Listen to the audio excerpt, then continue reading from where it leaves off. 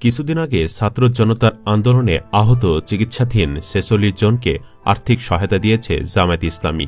তাছাড়া শহীদ হওয়া প্রতিটি পরিবারকেই কমপক্ষে ১ লাখ টাকা করে দিয়েছে জামাত। পাশাপাশি মেধাবী শিক্ষার্থীদের থেকে শুরু করে লাখ লাখ অসহায় ব্যক্তিদের সাহায্য করে আসছে দলটি। বাংলাদেশের আর কোনো রাজনৈতিক দলকে এমন জনকল্যাণমূলক কাজ করতে দেখা যায় না। তবে জামায়াতের এই জনকল্যাণমূলক কাজ অনেকের পছন্দ নয়।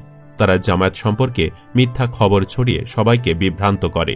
অনেকে অবশ্য সন্দেহ প্রকাশ করে জামায়াত এই বিশাল অঙ্কের অর্থ কোথায় পায়। আমাদের আজকের ভিডিওতে আলোচনা করব জামায়াতে ইসলামীর অর্থের উৎস সম্পর্কে। চলুন একে একে দেখে নেওয়া যাক এই অর্থ কোথা থেকে পায় জামায়াত ইসলামী। নাম্বার ১, প্রবাসীদের অনুদান।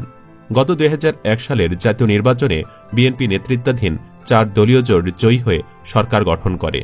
জোটের অন্যতম মিত্র ছিল জামায়াত ইসলামী। পরবর্তীতে বিএনপি ৪ দলীয় জোট সম্প্রসারণ করে ২০ দলীয় জোট গড়ে। সেখানেও ছিল জামায়াত। ২২ বছর জোটবদ্ধ থাকার পর যুদ্ধ অপরাধের মিথ্যা মামলায় নিবন্ধন হারানো দলটি সে সময় অনেক নেতাকর্মী গ্রেফতার হন। তাদের থেকে জামায়াত ইসলামীর অর্থের উৎস সম্পর্কে কিছু গুরুত্বপূর্ণ তথ্য পাওয়া যায়। ২০০১ থেকে ২০০৫ অর্থাৎ জোট সরকারের আমলে লন্ডনে পাঠানো হয়েছিল হাজারেরও বেশি গরিব মানুষকে। শর্ত ছিল লন্ডনে গিয়ে এই গরিব লোকেরা স্বাবলম্বী হলে তারাও বাংলাদেশের গরিবদের সহায়তা করবে। সেই ১,০০০ জনের মধ্যে ৭০০ থেকে ৮০০ জন এখন লন্ডনের মিলিয়নিয়ার। তারা নিয়মিত বিশাল অঙ্কের টাকা পাঠান দলের ফান্ডে। সেই অর্থ খরচ করা হয় দলটির বিভিন্ন সভা সমাবেশ কিংবা জনকল্যাণমূলক কাজে। নাম্বার ২, বাণিজ্যিক প্রতিষ্ঠান। জামায়াতে ইসলামীর সাথে সংশ্লিষ্ট অনেক বাণিজ্যিক প্রতিষ্ঠান রয়েছে। এই প্রতিষ্ঠানগুলো দলের আয়ের একটি বড় উৎস হিসাবে কাজ করে। উদাহরণস্বরূপ হাসপাতাল, শিক্ষা প্রতিষ্ঠান, মাইক্রো ফাইন্যান্স কার্যক্রম এবং ক্ষুদ্র ব্যবসা প্রতিষ্ঠান থেকে আয় হয়। এসব প্রতিষ্ঠান থেকে সংগৃহীত মুনাফা দলের বিভিন্ন কার্যক্রমে বিনিয়োগ করা হয়। জামায়াতে ইসলামীর পৃষ্ঠপোষকতায় সারা দেশে পরিচালিত হচ্ছে দেশি বিদেশি ৪৩টি এনজিও সহ ১২৭টিরও বেশি আর্থিক প্রতিষ্ঠান। এসব প্রতিষ্ঠানের অনেকগুলোই হাসিনা সরকার বন্ধ করে ফেলেছে। তারপরেও যেগুলো রয়েছে সেখান থেকেই অনেক অর্থ আসে জামায়াতে ইসলামীর ফান্ডে। বাণিজ্যিক যেসব প্রতিষ্ঠান রয়েছে এসবের স্বপ্নদ্রষ্টা ছিলেন জামায়াত নেতা মীর কাসেম আলী। ইসলামী ছাত্র শিবিরের প্রতিষ্ঠাতা সভাপতি মীর কাসেম আলী পরিচিত মূলত জামায়াতে ইসলামীর অর্থের যোগানদাতা হিসেবে। জামায়াত ইসলামীকে শক্ত আর্থিক ভিত্তির ওপর দাঁড় করাতে তিনি ১৯৭৭ সাল থেকে কাজ করেছেন। ১৯৮৩ সালে এরশাদ সরকারের আমলে মীর কাসেমের প্রাতিষ্ঠানিক উত্থান হয় ইসলামী ব্যাংক বাংলাদেশ লিমিটেড গঠনের মাধ্যমে। ব্যাংকটির প্রতিষ্ঠাতা ভাইস চেয়ারম্যান তিনি। ব্যাংক গঠনের পর চিকিৎসা সেবা, পরিবহন, টেলিযোগাযোগ, গণমাধ্যম ও শিক্ষা সব খাতেই বিচরণ তার, এবং এতে সব সরকার থেকেই পৃষ্ঠপোষকতা পেয়েছেন তিনি। দিগন্ত মিডিয়া কর্পোরেশনেরও প্রধান স্বপ্নদ্রষ্টা মীর কাসেম। দৈনিক নয়া দিগন্ত এই কর্পোরেশনের পত্রিকা। এছাড়া ছিল দিগন্ত টিভি চ্যানেল। ২০১৩ সালের ৫ মে রাতে হেফাজতে ইসলামকে নাশকতা উস্কে দেওয়ার মিথ্যা অভিযোগে চ্যানেলটি বন্ধ করে দেওয়া হয়। দিগন্ত রেডিও এবং ইংরেজি দৈনিক এশিয়া পোস্ট নামে একটি পত্রিকা বের করার জন্য নিবন্ধন নিলেও শেষ পর্যন্ত চালু হয়নি। দিগন্ত পেপার মিলের পরিচালকও ছিলেন তিনি। নামের আগে কেয়ারি রয়েছে এরকম ১০টি কোম্পানির পরিচালক ছিলেন মীর কাসেম আলী। এসব প্রতিষ্ঠান থেকে জামায়াতে ইসলামীর ফান্ডে এসেছে মিলিয়ন মিলিয়ন টাকা, যদিও এসব প্রতিষ্ঠানের অনেকগুলোই আজ নেই।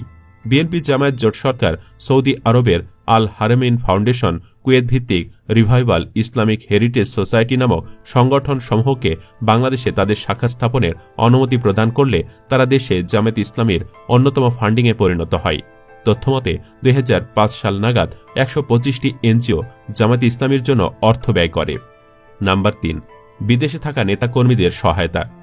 গত ১.৫ যুগে আওয়ামী লীগ সরকার অনেক নেতাকর্মীদের বিভিন্নভাবে নির্যাতন চালিয়েছে। ফলে জালিম সরকারের নির্যাতনে অতিষ্ঠ হয়ে অনেকেই বিশ্বের বিভিন্ন দেশে অবস্থান করছে। সেখান থেকে তারা নিয়মিত দলটির ফান্ডে অর্থ দিয়ে সাহায্য করে যাচ্ছে। ঢাকা মহানগর গোয়েন্দা পুলিশের সাবেক যুগ্ম কমিশনার মোহাম্মদ হারুনুর রশিদ বলেন, জামায়াতের ফান্ডের কোনো অভাব নেই। তাদের ফান্ড আসে বিদেশ থেকে। নেতাকর্মীরা যারা বিদেশে চাকরি করে তারাও একটি ফান্ড পাঠায়। তারপর তারা বিভিন্ন এনজিওর নাম করে তাদের অনেক ফান্ড বাংলাদেশে পাঠায়। নাম্বার ৪, বৈদেশিক অনুদান। জামায়াত ইসলামের আন্তর্জাতিক সংযোগ একটি গুরুত্বপূর্ণ অর্থনৈতিক উৎস। বিভিন্ন ইসলামিক সংস্থা, বিশেষ করে মধ্যপ্রাচ্যের দাতব্য সংস্থা এবং ব্যক্তি দলটিকে আর্থিক সহায়তা প্রদান করে। জামায়াতে ইসলামীর আরেকটি অর্থের উৎস হচ্ছে সৌদি সরকার। সৌদি আরবের পক্ষ থেকেও দলটির জন্য বড় অঙ্কের ফান্ডিং আসে। এই অর্থ সাধারণত ধর্মীয় বা মানবিক কার্যক্রমের জন্য প্রদান করা হয়, তবে কিছু ক্ষেত্রে অভিযোগ উঠেছে যে এই অর্থ রাজনৈতিক কার্যক্রমেও ব্যবহার করা হয়, যদিও এই অভিযোগ সত্য নয়। জামায়াত বিদেশি অর্থ সবসময় মানুষের কল্যাণে ব্যয় করে। সূত্রে জানা যায়, জামায়াতের বার্ষিক বিনিয়োগ হতে প্রকৃত মুনাফা প্রায় ৫,০০০ মিলিয়ন টাকা। এর বড় একটা অংশ আসে দেশের বাহিরের বিভিন্ন দাতব্য সংস্থা হতে। তদন্তে জানা যায়, বিদেশি 10টি ইসলামী এনজিওর মাধ্যমে জামায়াত ইসলামীর ফান্ডে টাকা আসে। নাম্বার ৫, সদস্যদের চাঁদা। জামায়াতের বিপুল অঙ্কের নেতাকর্মীরা প্রত্যেকেই জামায়াতকে স্বেচ্ছায় চাঁদা দেয়। দেশের অন্য দলগুলো যেখানে নেতাদের টাকা খায়, সেখানে ব্যতিক্রম জামায়াত ইসলামী। চাঁদা গ্রহণের এ প্রথা চলে আসছে পাকিস্তান আমল থেকে। ছাত্র শিবিরের সাথী একজন স্কুল ছাত্র প্রতি মাসে সর্বনিম্ন ১০০ টাকা চাঁদা দেয়। জামায়াতের চাকুরিজীবী ও ব্যবসায়ীরা তাদের আয়ের কমপক্ষে 15% দলীয় ফান্ডে জমা দেয়। জানা যায়, জামায়াত নিয়ন্ত্রিত প্রতিষ্ঠানগুলোতে কর্তৃপক্ষই বেতন থেকে চাঁদার টাকা কেটে রাখে, যদিও এগুলো স্বেচ্ছায় নেওয়া হয়। গ্রামাঞ্চলের কর্মীদের মাঝে সঠিক ধারণা তৈরি করা হয় যে তাদের নেতারা সাধারণ জীবন যাপন করে। তারা আওয়ামী নেতাদের মতো 5 স্টার মানের জীবন যাপন করে না, জনগণের টাকাও মেরে খায় না এবং ইসলাম প্রতিষ্ঠার কারণে সংগ্রাম করে যাচ্ছে। এদেশে ইসলাম প্রতিষ্ঠা করতে গ্রামের সাধারণ কর্মীদের দেওয়ার টাকা বিশেষ ভূমিকা রাখছে এবং তারা সওয়াবের অধিকারী হচ্ছে। নিয়মিত চাঁদা ছাড়াও জাকাত, ফেতরা ও কোরবানির চামড়ার টাকা গ্রহণ করে দলের কেন্দ্রীয় বায়তুল মাল, যে অর্থ গরিবদের পেছনে ব্যয় করা হয়, যারা জাকাতের অর্থের প্রকৃত হকদার। অন্যদিকে বিদেশ থেকে মসজিদ, মাদ্রাসা প্রতিষ্ঠা ও পরিচালনার জন্য বিপুল অঙ্কের টাকা আসে। নাম্বার ৬, স্থানীয় আয়। স্থানীয় স্তরে জামায়াতে ইসলামীর অনেক আয়ের উৎস রয়েছে। বিভিন্ন ছোট ব্যবসা, প্রকাশনা প্রতিষ্ঠান থেকে অর্থ উপার্জন হয়। দলটি বিভিন্ন ইসলামিক বই, ম্যাগাজিন এবং সাময়িকী প্রকাশ করে, যা বিক্রয় থেকে আয় হয়। এছাড়াও স্থানীয় পর্যায়ে আয়োজিত অনুষ্ঠান বা সভা সমিতি থেকে চাঁদা সংগ্রহ করা হয়। এসব আয়ের সিংহভাগ ব্যয় করা হয় দেশ এবং দেশের মানুষের জন্য। খুব কিঞ্চিতই ব্যয় হয় দলের জন্য। মোট কথা, জামায়াত ইসলামী সবসময় কাজ করে দেশের জন্য।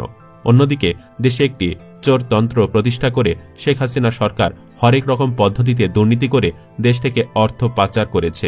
উন্নয়নের বয়ানকে ঢাল হিসেবে ব্যবহার করে অন্তত 28 রকম উপায়ে দুর্নীতি করেছে।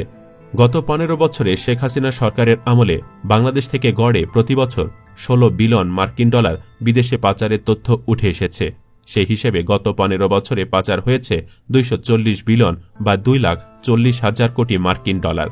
কিন্তু কেউ কখনো বলতে পারবে না জামায়াত ইসলামী ক্ষমতা এসেছে কোনো প্রকার আর্থিক তছরূপ কিংবা কোনো প্রকার সন্ত্রাসী কর্মকাণ্ড করেছে।